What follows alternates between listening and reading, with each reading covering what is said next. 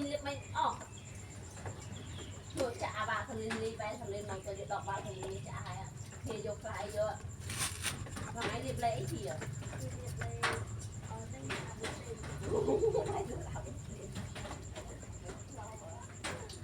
anh chẳng là maiนี่ขัดตาแดดต่อรถแจ๊กมันก็ต้องมาใส่ตอนหนักเอาใส่บ้านแม่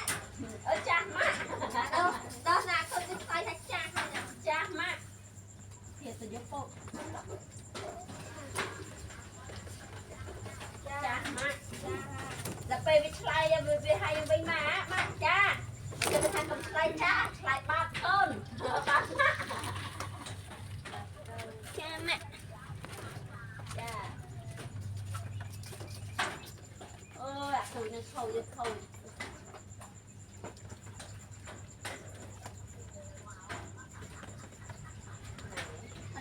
มาใกล้มาว่าอย่างไรนะไม่ยังเลิกจะบอกใครเท่าลุย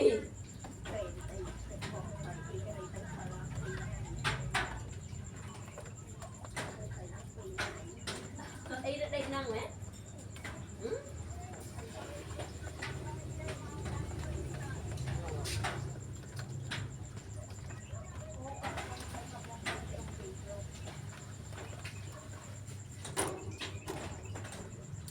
ngày xưa bao